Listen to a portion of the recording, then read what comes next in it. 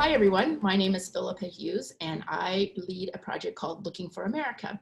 And over the past year, I've been traveling around the country, meeting people from across the political spectrum and having conversations with them. And it's just been so amazing to hear real American views and unfiltered by media, unfiltered by politicians. But for a little sort of special edition this time around, we partnered up with the Friedrich Ebert Foundation, and we're talking to people in battleground states who are from the left, who identify as left-leaning. And we want to hear from, what our left-leaning friends are saying and thinking about current issues. And so we've got an amazing group of people today. I've actually just met everybody except for Claire, who I knew when she lived in DC. So I'm excited to hear more about what you're up to too, Claire. But I'd love for each of you to introduce yourselves and tell our audience, like, who are you, and where do you come from in terms of Wisconsin politics? I forgot to mention that we are in Wisconsin this week, and we're hearing from, is it Wisconsinites, Wisconsiners, or Wisconsinites, I guess. Yeah. Awesome. Well, actually, Ed, would you mind kicking us off? Yeah, sure. I am Edward Shazer. I am the executive director of Greater Holy Temple Christian Academy. So we are a K to 8 school. I was born and raised in the Milwaukee area. And I was reached out by a friend of mine, Jessie Tolkien. I've known her basically my entire life. And I'm happy to be here. For me, I will say that I can't always say that I leaned towards the left per se. I tended to be someone that was kind of down the middle. And just a little background about our school. Our school is a school choice school, which tends to be very strongly supported by Republicans. So in previous elections, I did support Scott Walker. Up until the last election, I voted for Governor Evers and for Mandela Barnes. And I have found myself over the last few years leaning more towards the left, just because, just with everything going on, and I'm sure we'll get into it, it is, I'm willing to sacrifice my own benefits as far as the school choice program. I know that's a very political program, and especially in the state of Wisconsin and across the country. And for me, I'm willing to sacrifice my own benefits, I guess you can say, for the better good of the state and of the country, I feel. Awesome, thank you. I'm excited to hear more about that. Could you tell a little bit more about the names that you just mentioned, Scott Walker, et cetera, just because our audience probably isn't necessarily familiar with them? Yeah, so Scott Walker was the governor. I don't know if he was 12 years, but he was the governor. He went through a recall once and he was reelected, and he ended up losing the last election in 2018 to Governor Evers, who at the time was head of the Department of Public Instruction. And there was a lot of backlash due to some policies that Governor Walker pushed through. And I will say that as far as the school choice program goes, he was always very supportive of the program. And there was a lot of laws that he passed that benefited our school and still do.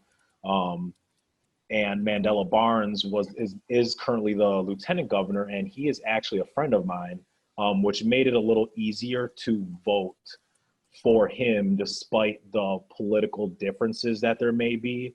And for me, just seeing the direction the state was going, it was not the direction that I felt comfortable with, and to vote against my own interests was fairly easy, just because I look at it as a whole, not as just my parts, and the sum of it all. It wasn't going the direction that I liked, and so I had to vote against some of my own personal interests, unfortunately. But fortunately, because to me it worked out the way it was supposed to. Yeah, I just made a note of that. I really want to come back to this idea of voting against one's interests. So let's meet everybody else first. Kurt, would you mind introducing yourself next? Sure, and if I freeze up on you, I will await my return of my internet service, which is somewhat scattered because I live in rural Wisconsin. I live in rural Sauk County, about 45 minutes from Madison, I would say. And I have lived in Sauk County and worked in Sauk County for many years. And sort of like Edward, I'm not actually sure if I am defined by being on the left. I have always found the traditional right-left political axis and polarity to be unhelpful. In fact, destructive at this point. It distracts us from, to me, what are root causes of many of our issues. So sometimes I define myself as a radical centrist. And I don't use that term flippantly. There's a community of people over the years who've taken on the term radical center to describe a different dynamic. And that reflects a lot of my own professional and personal interests. I'm primarily in my work life a conservationist and conservation biologist. I work with many nonprofits. I work on a lot of different landscapes in Wisconsin and nationally and even internationally. And that term, the radical center, reflects a long-standing understanding that we are divided in many ways. And one of the ones that has been most of interest to me for many years has been the divide between rural and urban America and Wisconsin. We're a microcosm in many ways of what's happened nationally over the last 3 generations with the depletion of rural America and the changing demographics and landscape of both urban, rural, and suburban America. So I could go on and on about this because this to me is at the heart of it. It's been fascinating to watch in the last 4 years since the election of President Trump, how the understanding of this urban-rural dynamic is now part of the public conversation. It was not at all. And the way I put it actually quoted in a recent article was, it becomes a problem because one party has exploited the urban-rural divide and another party has ignored it. And so I'll leave it at that because there's a lot I could go on and I will never stop if you get me going on this theme and topic. But what Edward just said, and I'm sure what our other friends here will talk about, intersects a lot with that kind of dynamic that I've been most focused on. I want to talk to you, Kurt, for hours. I've been thinking a lot about the radical center and whether I probably am moving in that direction. So thank you for that. Mike, will you go next, please? Sure, I'd be happy to. Good morning, here it is. I grew up in Manitowoc, which is a smaller city in Wisconsin, and have lived since then in Milwaukee for a year, then DC for 8 years, where I did a lot of schooling and worked for several years for one of our US senators, Russ Feingold. Then I lived again in Milwaukee for 2 years, and now I live in Verona, which is a suburb of Madison. In my day job, I do research and advocacy on issues that are important to poor people at the Community Advocates Public Policy Institute, which is headquartered in Milwaukee. And I'm also a lobbyist in that job, so I have a lot of interaction with our state government. I have a side gig as a co-owner of a very German-style beer garden at Olbrich Park in Madison. So it's Oktoberfest season, so a good time to be talking to our friends in Germany. And I also serve on the Dane County Board of Supervisors, which has I got elected in April to that seat. And it's been a very bizarre and trying, but also exciting time to be serving in a public elected office. And I'm a dad of 2 boys, which certainly during the pandemic keeps us busy, and I'll try my best to keep the mute button off. But we may have some visitors and some noise, who knows? Make it more fun. That's our life now. Yep.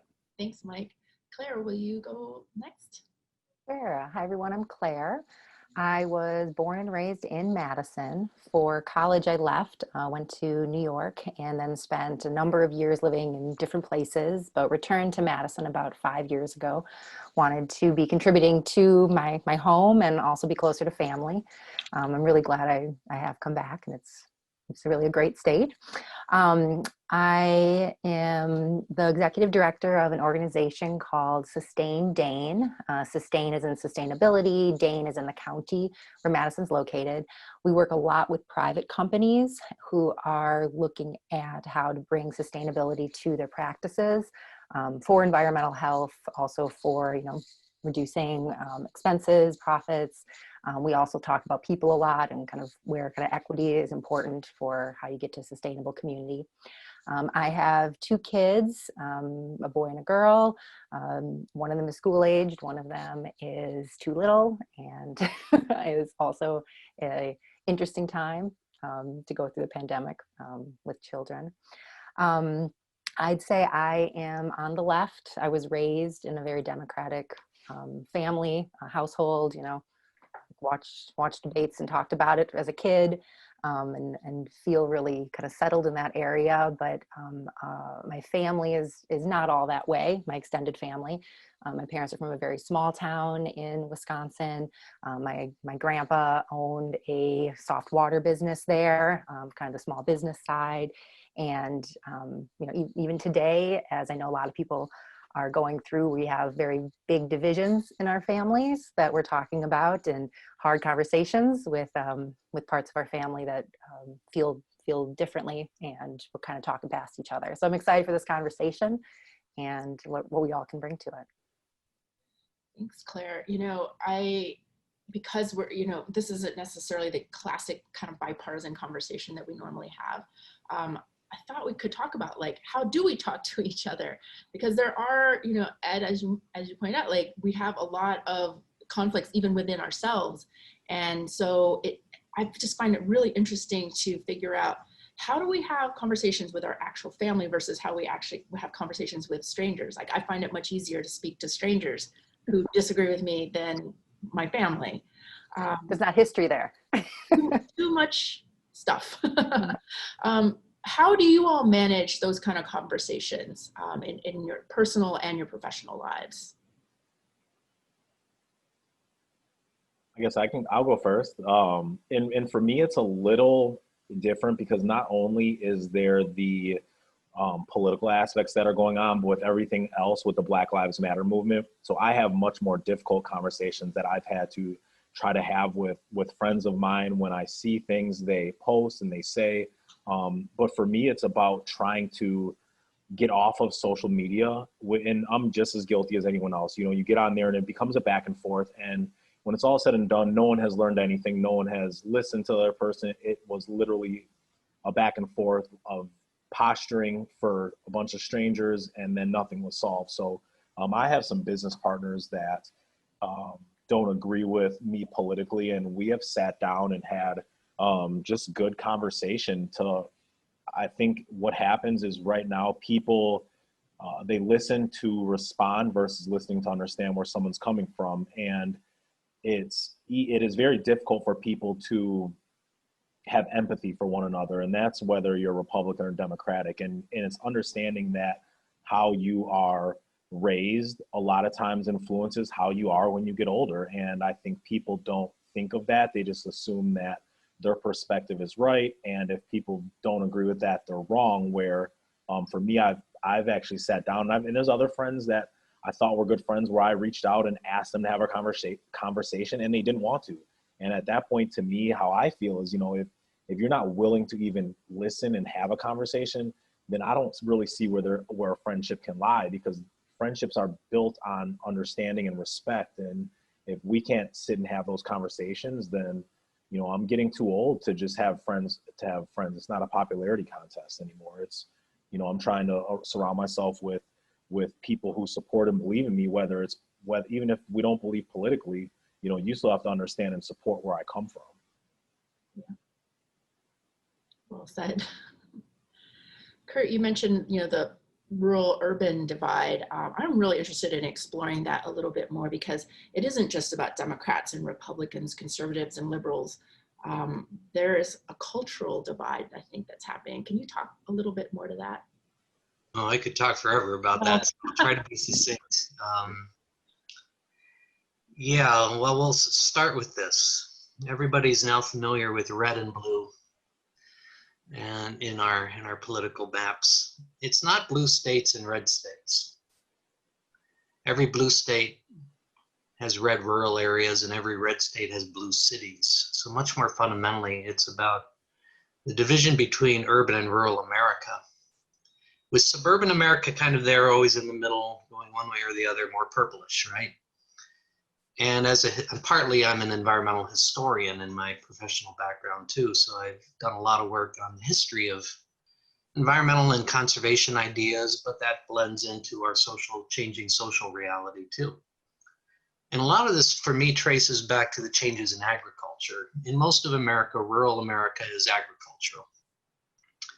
And we've had a revolutionary change in our lifeways since World War II in agriculture.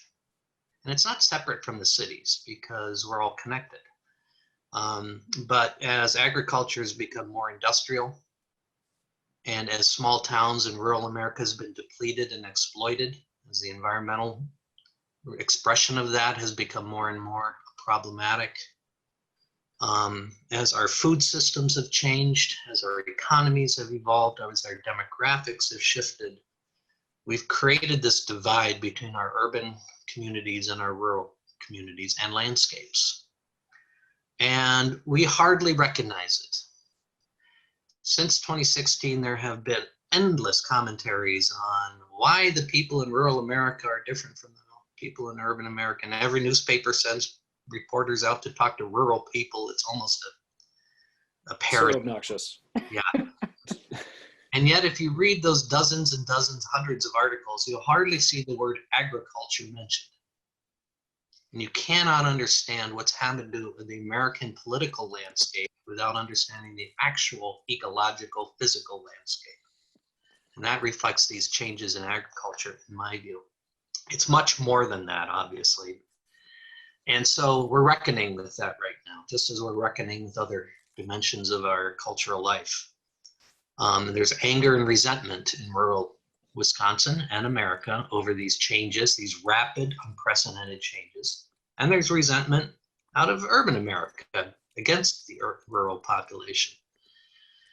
So it's very complex. I'm just giving kind of the overview right now. But the one thing I will say, the lesson out of all this for me in my work as a conservationist, you can't do the work I do if you're not working and talking to rural people in rural places.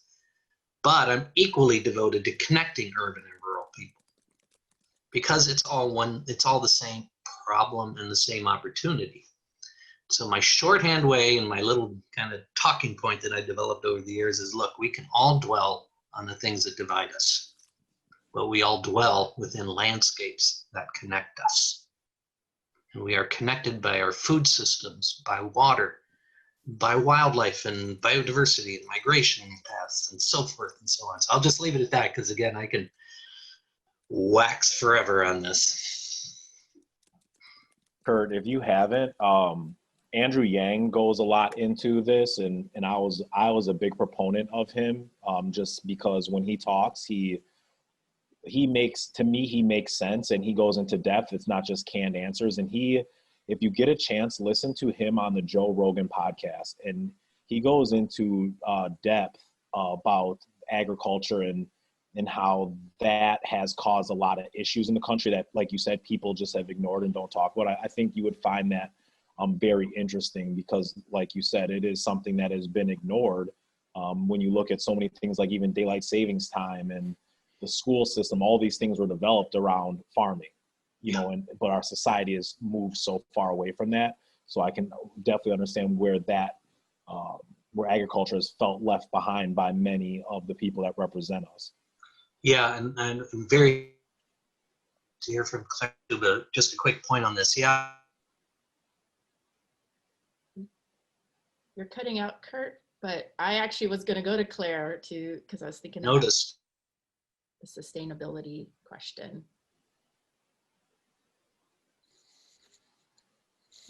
Okay, hopefully Kurt will come back in a moment. It's very illustrative of the urban-rural divide right here. I mean, the Right. divestment or lack of investment in rural broadband and bringing them into the fold. This is exactly the problem and why there's anger and resentment. Mm-hmm. Yep. Claire, any thoughts? On the rural urban divide? Yeah, I think it's the opportunities, the jobs, the I guess agriculture. I don't have any connection to agriculture. People that farm or what that life is like,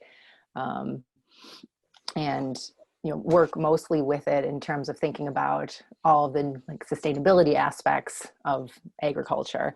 So the biodigesters that we're trying to bring here, and how are we going to use that to be funding farmers through actually turning cow manure into methane, and into renewable energy, that kind of thing.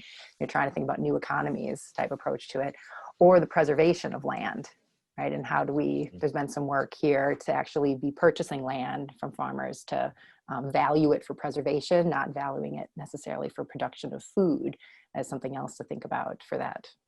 What is that land about? I also find it really interesting to think about the generations passing down, or the lack of passing down the farms, and kind of selling off. What does that mean? And are there people that would want to go into farming that are maybe not part of a family, but that connection doesn't exist for those to get into it?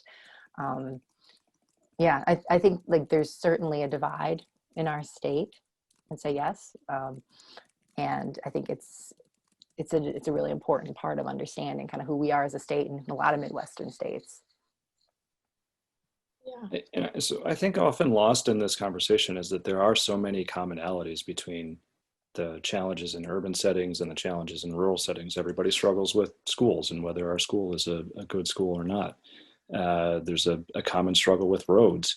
And I think this was part of how our current governor Evers was so successful in the 2018 campaign, was just talking about the things that matter to everyone. Because there are these commonalities and we should be talking about them a lot more. Rural has felt these changes in agriculture, as Kurt mentioned, and urban has certainly felt the changes in manufacturing over the last 3-4 decades. And we're now part of the Rust Belt instead of being the second largest manufacturing state in the country, as we used to be, behind Indiana. And changes in things like food systems are drastic and very important to our daily lives, and not something I think people think about, on a daily basis. Just sort of, am I fed and happy or not? And not thinking about all of the things that went into bringing that food from farm to table. And so I think that anger and resentment in rural about the changes, and anger and resentment in urban about the changes there too, but also against those in the rural area, it's an unfortunate, I think, dialogue, because there are these commonalities that we should really be focusing on and talking about and working together on. I mean, I think that's sort of, I didn't mean to put you on the spot, Claire, but I was thinking kind of on a personal level. Like, I've lived in this city for 20 years and I don't really think about the rural parts of our country. And I'm always so surprised when I go and I meet people and I'm like, oh, they're like nice, normal people, just like me. And so that's sort of something that I've been thinking about is, I follow the news. I'm a real, I really love politics and I really like to know what's going on. But at the end of the day, like, most Americans are including me, making their decisions based on our personal experiences, on what we feel, not really facts. In fact, I have social science research to back it up that even the more informed you are, the less likely your decisions are based on the actual facts. They're actually more based on your feelings than the actual facts, which is counterintuitive, but that's what social science says. So anyway, I'm sort of throwing that out there as, where did you all grow up, in cities, or what was the environment that you grew up in, and do you even think about the other side? How do you think about the other side? I grew up in Madison, so more of a city, but then living in much larger cities, coming back to Madison, it feels much smaller and slower pace of life. But I do remember being struck by some coworkers who had lived in much further rural areas them moving to Madison and saying, it's crazy here. And, I got to move further out into the suburbs. And that really did stick with me of, oh yeah, the perspective is completely different. And what people are comfortable with is completely different just in where you're living, and what, I thrive on having that interaction of neighbors and that really, really knit community. And I know others thrive on, I need land and I need space. Yeah, it was similar for me. I grew up in a city environment, and I played football in college, and I played football in St. Cloud, Minnesota. So it is, 100,000 people. And the interactions, for example, one of my teammates is a freshman. I was the first Black person that he ever said he had a conversation with. And to me, at 18 years old, that is mind blowing. But my school district was very diverse. I mean, I was from Milwaukee, but I was bused into Glendale, and I grew up in the Glendale system. So, I took for granted the fact that I have, Jewish friends. I have friends that were very rich. I have friends that were very poor, where a lot of other schools and districts don't get that diversity, which then you don't get that exposure to people from different backgrounds. And that was very beneficial for me growing up. And you take that for granted because, in your little world, that's how it is. And then I started meeting teammates, and I'm going to their houses, and it's like, wow, like this is the middle of nowhere, and it's such a different upbringing. But then, when they say some of the things they do, and they feel some of the ways they feel, I don't agree with what they say or do, but I can understand because like you haven't had exposure to the same things that I've had exposure to. And so I grew up in a city, Manitowoc, that has 35,000 people, which I think by most standards is small. And people from Madison or Milwaukee would say you grew up in a small town, which it actually wasn't. It was quite urban, sort of in feeling and mentality, but it was also very blue collar and had a large manufacturing base growing up. So I think it was sort of very different from the sort of maybe standard understanding of what urban is and what rural is. It was sort of something very different. And I think Wisconsin has a lot of those cities, places like Appleton and Oshkosh and Janesville and Kenosha and Racine. And there's probably 15 others that don't really fit this definition very well. But I had the exact same experience. First conversation I had with a person of color was my freshman year of college, which was strange, but just, sort of the product of growing up where I grew up. And having gone to school in DC at American University, there was a large population of international students, and learning from them and the sort of broad diversity of experiences and backgrounds and ways of doing things and just different cultures. It was exciting and really interesting to be involved in. But there's also, I think, a side of people who grew up in places like that find that scary or intimidating, and they get uncomfortable in those settings and just don't know how to be a person, which is, I think a big part of where a lot of our political discourse goes wrong. Just sort of forgetting about being a human. Just look at Twitter. This is not human interaction as we should probably understand it to be. So I think we have so much work to do, and these conversations that you're doing, Philip, I think are brilliant to try to bridge these gaps and help people realize that there's more to life than our little bubbles that we're either stuck in or choosing to be in. Yeah, I mean, obviously I agree. And I'm really stuck right now because how do we burst those bubbles? Like it took you until you went to college you said to talk to a person of color. Some people may never, like they may spend their whole lives in their little community, and that's fine. But also, how can we like share more of our stories? Anyway, we don't have to answer that question right now because it's a really hard question to answer. Yeah. But I love your insights anytime on how we address that. I hope Kurt comes back. I really want to get more of his perspective. Do you want to send him the phone number? I mean, could we at least have him call in? Yeah, that's a good idea. I wonder if he's even trying to. It's shucks, this is a real bummer. He's so interesting. I don't know what the phone number is. Oh, here it is. Okay, sorry. Yeah. Got it.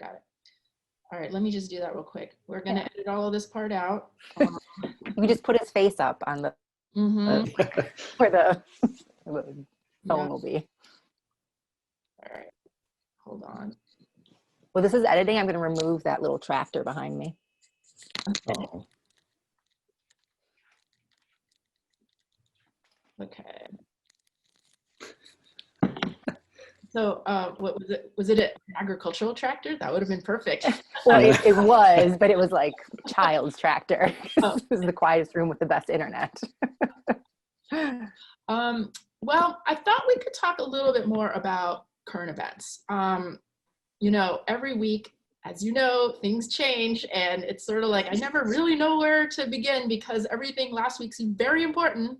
So I'm just gonna. it's so hard to keep up right now. It's like crisis to crisis. How do you focus on one and get one taken care of 2020. before the next one? Yeah.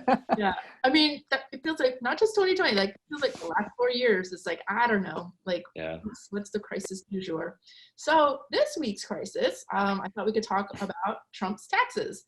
I was pretty excited when I saw that. Oh, here comes Kurt.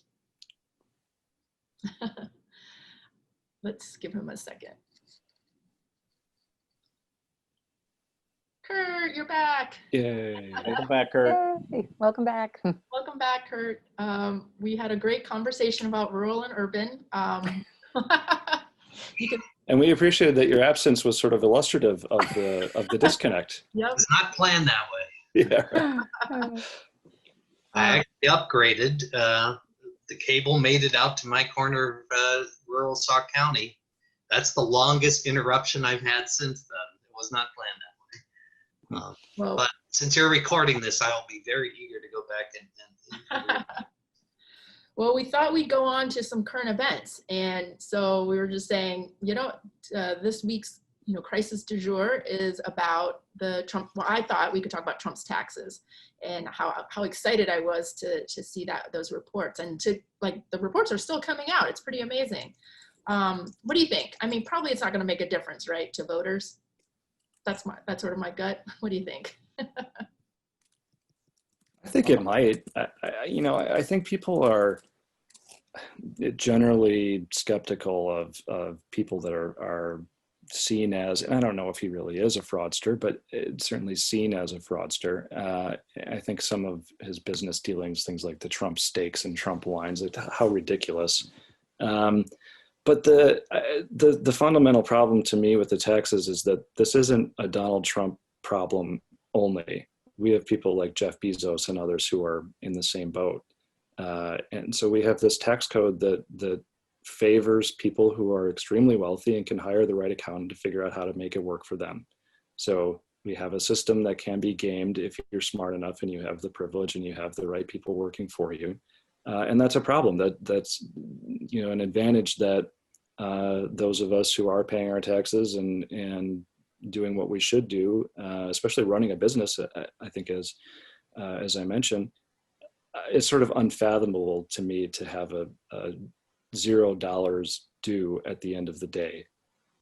So I think voters probably get a question mark in their minds about how can this be?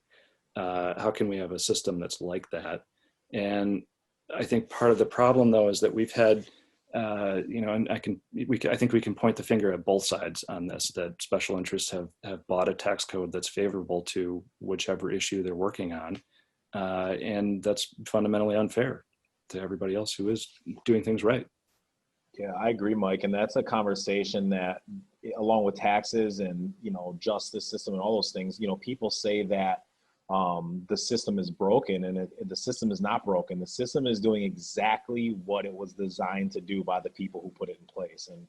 And it, like you said, it's not a Trump problem. It is a fundamental problem that people that make that much money are able to, scheme their way around the system. And you hope that these type of things come to light, but you also look at people who are in similar positions. I always use a guy like Wesley Snipes. He went to jail for 3 years for the exact same thing. So then now you'll see, the justice system it's not the same no matter who you are. You look at the people who were paying for their kids to get into college, they get a slap on the wrist and they keep moving. But if I were to do something like that, I'm probably going to sit in jail for a year or two. And it'll be interesting to see how it all unfolds. I do actually think this will have somewhat of a difference. I think the people who voted for Hillary in 2016 are gonna, the majority of them, probably 99% will vote for Biden. It's the undecided people who didn't show up, who voted for third party, are that I think are going to be the difference makers. And you hope that these are things where, you know, at this point, at what point do people say enough is enough? And you hope that this is something that can start to wake people up, because one of the speaking points that so many people had is, well, he was a successful businessman, so he's going to run the country the same way. And then when you take the mask off, it's like, he really wasn't a successful businessman. He just found ways to limit his tax exposure to benefit himself while trying to gain assets in the process. And it's, you know, what's done in dark comes light eventually. And I think it's all starting to come to light. I think you raised a good point about who will it impact, and that could make a difference. I read, I read the first reports, and then I went to Fox News, and I was like, what's being said on Fox News? And it's, fake. The taxes are fake. It's fake. It's fake. And for some people, that is the track they'll stay on. Right there, they're in the Trump cult. It's everything will be there. But you raise a really good point about what about the undecided, or what about people that didn't vote before, and maybe this would be something that would be important enough to bring them to the polls. I want to take a slightly more cynical view of this because I agree with everything you all just said. And I also think that we already knew the system was broken. And a lot of people who think that Trump is a good businessman, I think they're going to still keep thinking he's a good businessman, because they're going to believe that, the system is the way they've already accepted that the system is the way it is, and they admire him for gaming the system, or for using the system the way it was supposed to be. Smart for doing that. But I do want to, the distinction I want to make though is that what he did probably, we don't know yet for sure, but it wasn't just using the system to his benefit, just as anybody else smart would do. He committed fraud, and I think we have to keep keeping those two things separate. Using the system versus actual outright fraud, which is a jailable offense. So I think for me, that'll be interesting, is can we convince enough of those swing voters that this is fraud? It's not just, using the system as it was meant to be. Yeah, I mean, and it's, for someone that preaches America first, yet you pay more taxes in foreign countries, like, you are doing whatever you can to not do your part in this country. And then the thing that people will fall back on is, well, he's donating his salary. Yeah, he's not taking a salary, but he's also having political events at his golf course that's burning a hole in his pocket. He's also sending people to his Trump towers, and the cost of Secret Service and all those things. I think the thing that bothers me more than anything is the hypocrisy of it all. You go back, they say there's a tweet for everything. You go back, and in 2012, he tweeted about Obama trying to raise taxes, and he talks about Obama paying 20% on his, I don't remember what the amount was, but you're saying that while you yourself are paying $0. It's the do as I say, not as I do. He'll tell us what to do, but he's doing the complete opposite because it benefits him. And that's the most frustrating part for me, is that people are buying into that. I think we should really shine a light on this idea that he paid taxes in other countries, in a much greater rate than he paid taxes here. That's shocking to me. But I don't know, not shocking to others. Well, yeah. As Ed has mentioned, it might make a difference for 1 or 2% of people who are persuadable, and yeah, it's an issue of fairness, and fairness is always cut a little differently through the fog of identity politics.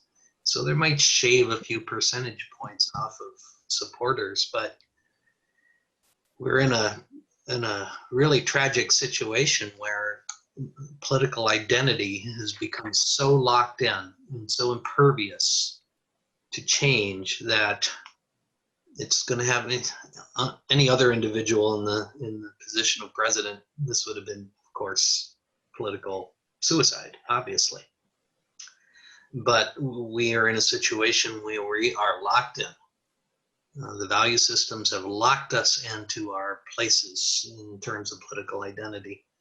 And it's going to have a minimal effect, but maybe an important one still, I mean, what I would say though, Kurt, is, in Wisconsin, it was only a couple percent as to how he won. Absolutely. So it's like every little bit counts. And I think I was kind of guilty of this. You come to the feeling that your vote doesn't count. And I know, especially in big cities, and you talk about the rural and urban divide, that's the reason that a lot of these systems were put in place. Because if you just go straight popular vote, the rural communities will never have a voice heard on a national level. So, I think those percentages matter, and it's the people that just refuse to come out and do their part is why we continue with the same systems in place year after year after year, no matter what party's in office. Yeah, let me respond to that a little bit, Ed. Rural people actually have a disproportionate voice in our system nationally because of the Electoral College, because of the Senate. And we're seeing that. That's the crisis of the moment, particularly with the Supreme Court situation. Because rural states and rural places have a disproportionate representation relative to urban citizens. And the Republican Party, this is their moment to take maximum advantage of that structural, built-in historic legacy. And maybe their last. Because if Democrats prevail in November, they will say, we will expand the Supreme Court. Mm-hmm. We will admit 2 new states, whatever, So we are really reckoning with built-in, not only social, cultural legacies of American life and culture, but political, structural, constitutional built-in inequities. So yeah, you're right. I'll stop there.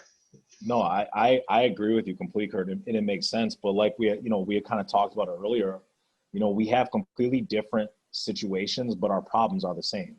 The rural community and the opportunity gap is no different than in the inner city of Milwaukee. And we're in the, when our school went virtual last year, the first thing I noticed is internet is a luxury.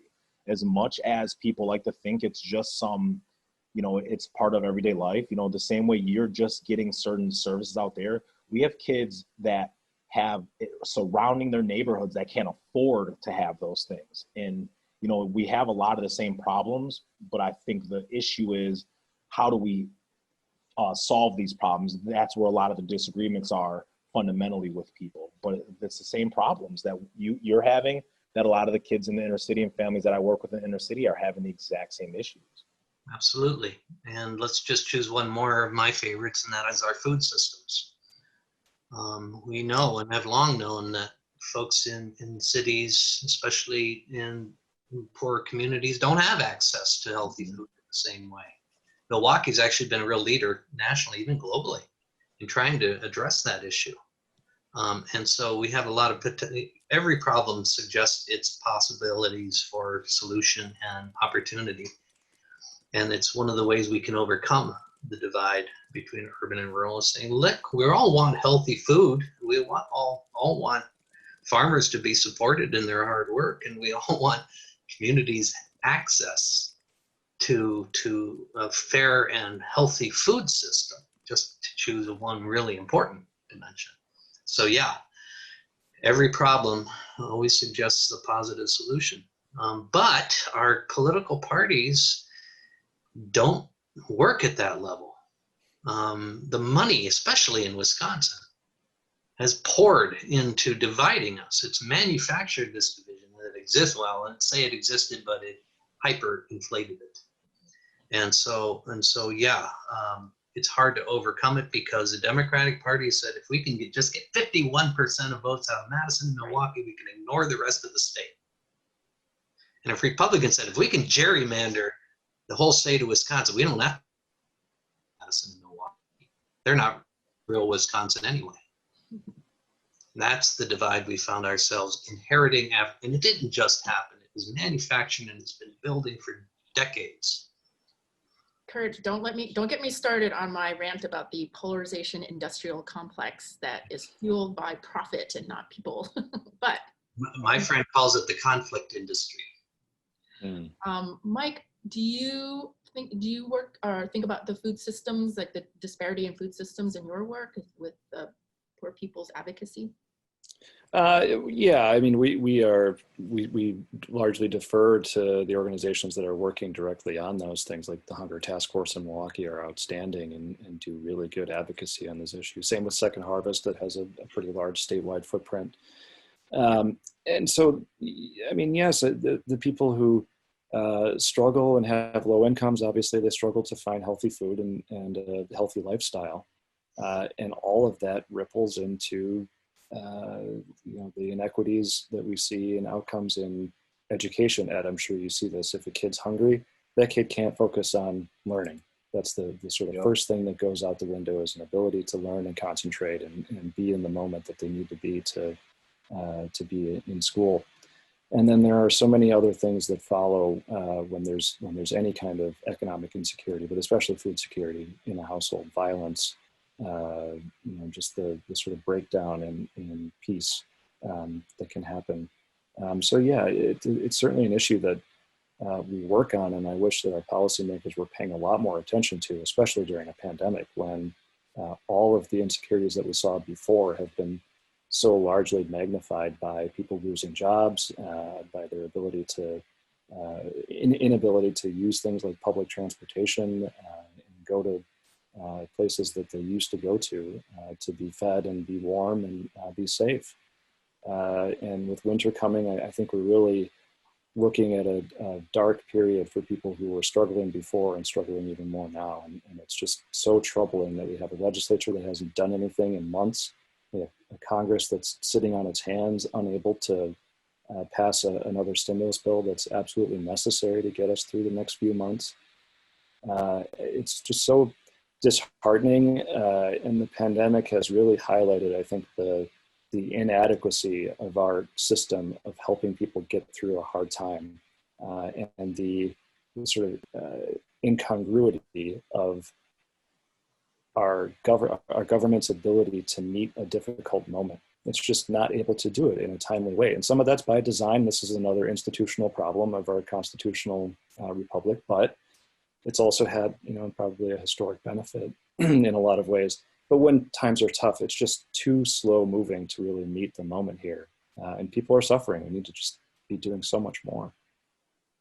Yeah, no, I agree. And that's kind of the frustrating part is, when they go, you're trying to pass it and everyone wants to sneak in their little other things, and you're looking at adding military, and at what point do people get tired and just say, you guys aren't looking out for our best interest? Because if you were, it wouldn't take this long. They're going to rush, and they're all going to be sitting there to agree and disagree with the Supreme Court probably in a few weeks.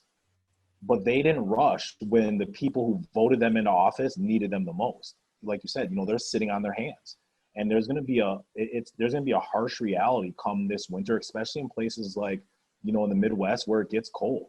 There's already a mental toll that winters in Wisconsin take on you, on top of adding that after a summer of not being able to do anything, being isolated from friends and family. I feel deaths are at an all-time high. Not even just COVID related, just deaths in general seem to be so much more than I've ever seen. And there's going to be a rude awakening when these people still don't have jobs. And I think that, it is going to get worse before it gets better, with winters in some of these areas coming. And now you're really going to stick people alone with no resources.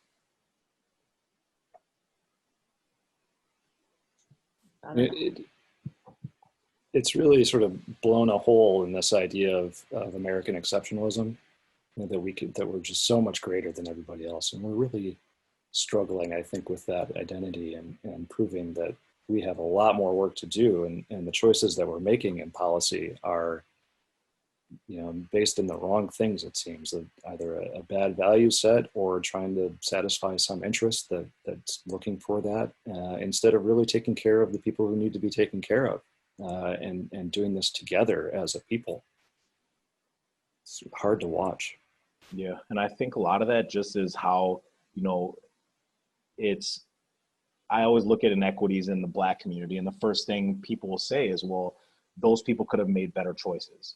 And we're not looking at all the systems and everything that has led up to this. What's happening today is hundreds of years in the making. You know, the world is moving, or the country is moving, and we're still doing the same things we were doing 100 years ago and wondering why we haven't solved problems here. Yeah, that narrative of people's individual choices, like you made a bad choice, that's why you're stuck in this thing, that's so damaging and counterproductive and largely untrue. Sure, there are some people that make some bad decisions here and there, but a lot of that also a product of the environment that we're in, the upbringing that there maybe was, cycles of violence or whatever. And we just have to make smarter choices. And we have data, we have evidence, we should believe in facts and science and use the best practices to find equitable outcomes and things that move us forward. I don't understand why there's such a negative reaction on the right to progress, to getting things better for people, and satisfying the sort of wrong things. It just doesn't make a lot of sense to me. I can't. I mean, I think that's where you start getting the words like socialism and those type of things get thrown out. And it's, I don't know the full details of socialism. I'm not going to pretend to, but even something, if someone were to talk about a library that's free for a community, people would call that socialism these days because you're giving people a free service. I mean, and it's, I feel like a lot of these terms just get thrown out and people just take them and run with them. And it's like, at what point we're all helpless one to another, so if my neighbor is struggling, then my community's not good. And I think like Mike was saying, it's become so individualized that as long as I'm good, I'm not worried about anyone else. And I think that is the American way. But to me, that's the wrong way. And that's why I'm disappointed in the country that I love. Yeah. I don't know if that's the American way. Say more, Claire. Well, I mean, I hear that argument, right? But there's been times in our history where we have all made great strides forward, right? We have, if you look back, we're in a different place. There is still a lot of really nasty stuff underneath. The system is still not equal and not just. But I do think we have made steps forward that if we just were to say it's only me, we couldn't have done. Makes sense. The analogy that I heard once that always sticks with me when I hear this conversation is that our system is like one of those moving walkways at the airport that's just going, right? And some people can hop on, they can run, right? They get ahead because of all the ways that's been put in place and built for them. And some people just kind of get on and they don't realize that they're moving forward and benefiting from that. But like to actually try to work against it, like takes a lot of work, right? If you're trying to like walk backwards on it to like, oh wait, no, we need to fix this. Like it wasn't made big enough, or, it needs to have different on-ramps and that kind of stuff. So yeah, just share that. That always kind of sticks with me in this conversation. Like not everyone even realizes that they're just standing on it and benefiting. Yeah, I agree with you fully on that. A couple of you mentioned the Senate and the overrepresentation of the rural, and we kind of alluded to this looming battle coming ahead with the Supreme Court nomination. I mean, is it really even going to be a battle? I mean, basically, what can Dems even do at this point, and should they do anything at this point? I was talking about this with a friend the other day, and talked about the possibility of every Democrat walking out of the hearings, or maybe letting Kamala Harris just be there alone.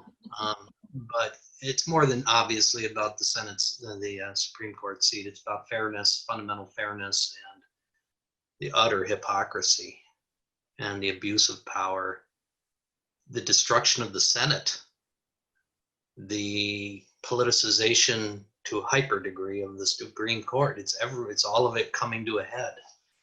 And it's going to be useless to try to be in hearings and try to counter the nomination. And sometimes the most powerful thing you can do is just walk away and let that hypocrisy show itself.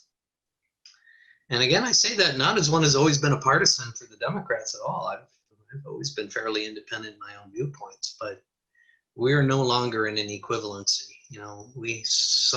We have to be able to show for everybody to see the unfairness of what has been done. Not just in this case, but over the last couple decades. Yeah, I mean, I think for Democrats, I think this, November 3rd is going to be a big day because, they are more than likely going to get that Supreme Court nomination. And I don't think there's really much you can do. But as people, you have to go out and vote, because if the Democrats, take everything else, even if you don't win the presidency, as you saw when Obama was president and the Democrats didn't have the other two houses, like you can't do much. I mean, look at what happened in Wisconsin. Right before Walker got voted out, they, made all those changes. I mean, Evers can't sneeze without asking someone's permission here. And, and it ties his hands because, he makes a law or puts an order and then it goes to the Supreme Court. Unfortunately, I don't remember the Supreme Court judge, but there is a Republican that a few times has sided with Democrats, and the problem with that is it's like sports. You're fighting for the other team, so the team is not the people; it's your side. When the team should be the people as a whole, and I think you just have to get out and vote. If you can take control of these other, the other branches of government, you are going to be in a good position to still, Trump could win presidency, and I don't see that how he wouldn't get impeached and be put out of office if the Democrats take the Senate. It could also be a tie and go to the Supreme Court like Bush and Gore. And having the seat will be On all this, the way to win in the favor. Very true. I'd like to make one last point that I'd like to hear others respond to, that this is a crisis, obviously, for the democracy and for the Democratic Party. It's also a crisis for the Republican Party. The Republican Party has got themselves into a corner. And the only way they can get out of it is through a lot of painful effects on all of us. How do we reconstitute a responsible Republican Party? Speaking as one who's not a member and, yeah. and not a member of the Democratic Party either, but it's important that we have more than one party and we should have more than two parties and more perspectives. So we should not wish for the demise of the Republican Party. Well, they are heading toward a demise right now, or at least a meltdown of some sort. And I don't take pleasure in that. It's a tragedy. Yeah. And it's a tragedy that hurts a lot of people, including Republicans. So I'd be curious how others who are not Republicans think about that. Yeah, I mean, I feel that, you reap what you sow. And when you continue to defend things that are undefendable, you put yourselves in that situation, which is why, you see a lot of former Republicans who don't have the pressure of Trump on them have stepped out and are speaking against them. And then the first thing everyone else does is, well, they were losers and they're liars. And, everyone's not lying. Everyone is not out to get you. COVID isn't some worldwide hoax to get Trump out of office. And that's like what the narrative has become. And it's, I feel like they have put themselves in that position. And like you said, I mean, I agree with you, Kurt. I think they're in trouble. I think the people that are coming up underneath us are going to tend to value people and their neighbors over everything else. So I think there is a change coming in the political landscape. I just don't know how long it's going to take to fight through the systems that have been in place for so long for it to get there. Yeah, I think the loss of the Supreme Court seat is a result of 2016 and not winning enough seats in 2018, and there's nothing we can do about it right now. I think you're right. Even walking out of the hearings, what does that really do? I'm not sure. You make a point about their hypocrisy.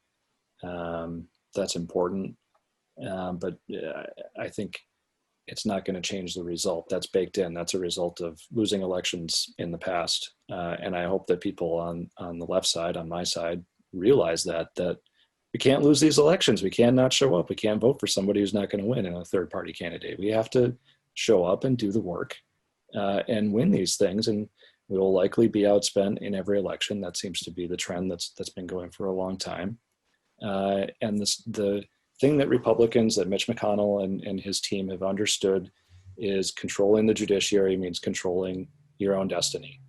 And you can pass any law that you want if your judiciary or third branch is going to hold that up and say it's okay. We saw that same sort of thing happen with Scott Walker, that his own Supreme Court here in the state redefined what election law essentially was so that he could do things in the way that he wanted to do them. Yep. And that's a problem of, I think, our constitutional democracy that we really need to think carefully about. But you have to win elections if you want to be the one setting that agenda and figuring things out. And so if you look at our Bill of Rights, friends in Germany, the only part that's been expanded in the last few decades is the Second Amendment right to bear arms. The rest of them have largely been depleted. You can make an argument there's been a little bit of expansion of free speech as it relates to money in politics that constitutes free speech. But otherwise, the rest of the amendments, especially the ones related to things like search and seizure and cruel and unusual punishment and trial of a jury trial by your peers, these things have been largely broken by Supreme Courts at state and now at the federal level as well. And we on the left have to understand that those things are extremely important, vitally important. It is almost everything, to being a good citizen is not having this government that's doing these things to you.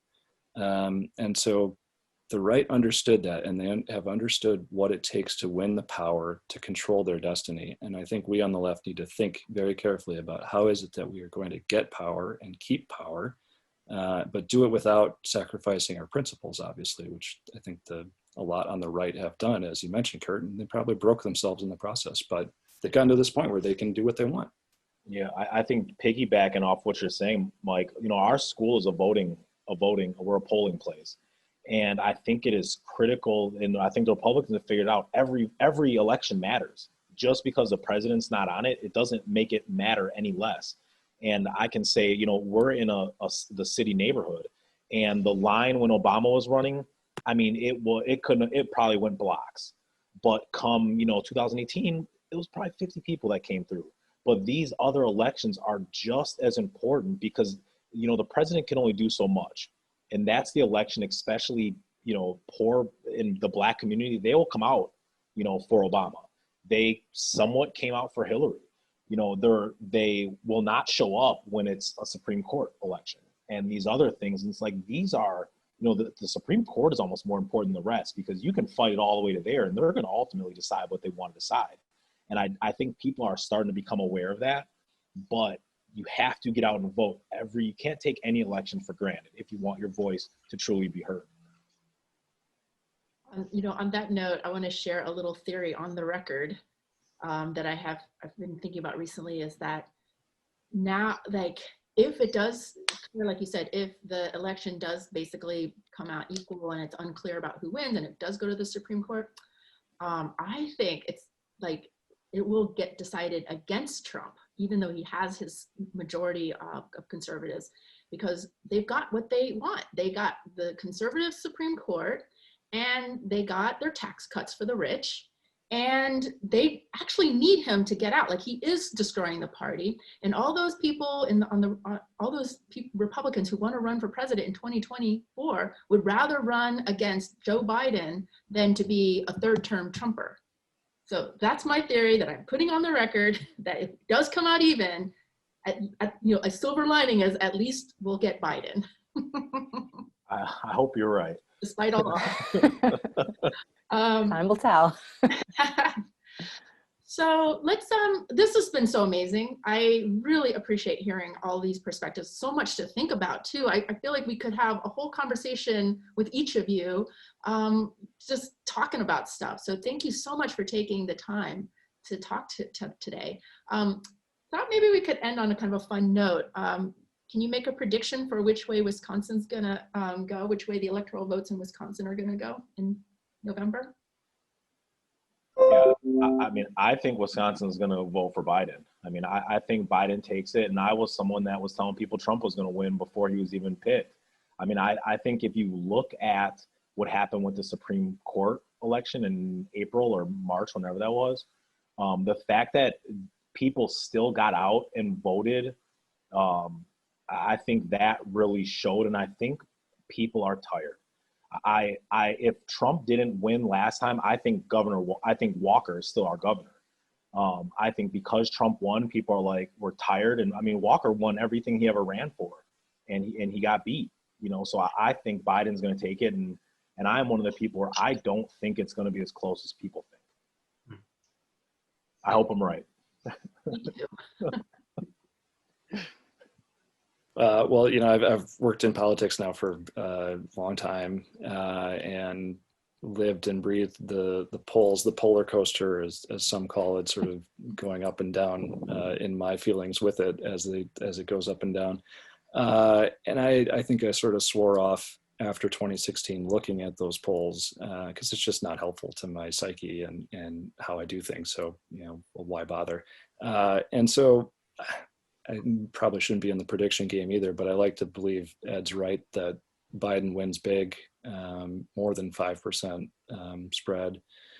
And I think we are going to win the U.S. Senate, probably more seats than people think, which will be great. We'll get a majority there, have a majority in all three, the Congress, House, or the House, Senate, and the President, which we'll see. Hopefully that will help us dig out of the pandemic problems that we're in now, and more. Predictions, Claire? I mean, I'm going to go with the Biden vote too. Yeah. I'm nervous, right? 2020 has thrown curveballs every single way we turn. So when Godzilla shows up on election day, oh, okay, well, there we go. But looking at it right now, I think there's a lot of stuff that's pointing towards Wisconsin's, wanting to see something different, and they're going to vote for Biden. Well, I'm cautiously optimistic that Biden will prevail. There are a couple factors that are going to play out over the next month. Yeah, the Supreme Court situation. One we haven't talked about, if you look at the pandemic COVID maps, Wisconsin is now a hotspot. And within Wisconsin, the Fox River Valley and Green Bay area are the hottest of the hot spots.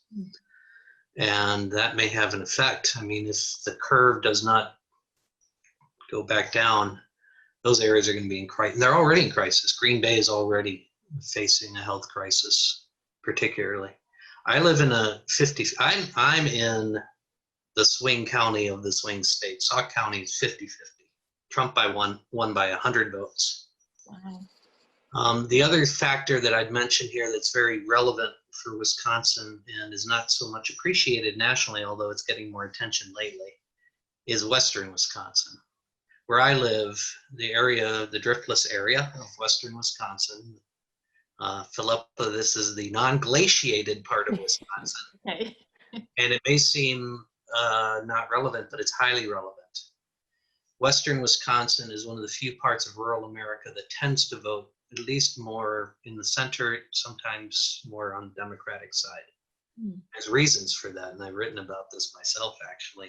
It's fascinating. It kind of swings. It's very independent. It's not that it's more Democrat or Republican. It's more independent. And that's why the Trump campaign has been putting a lot of attention. Trump's going to be in La Crosse in the next day or two. And so watch western Wisconsin, because it does tend to swing and is something of a counterbalance to the rest of Wisconsin versus Madison and Milwaukee. And I can't tell you how it's going to go, frankly, but if it's true to form, my neighbors in western Wisconsin tend to be more pragmatic, tend to be more fair, frankly, and more independent in the way they think. So I'll be curious to see how this part of the state will come out.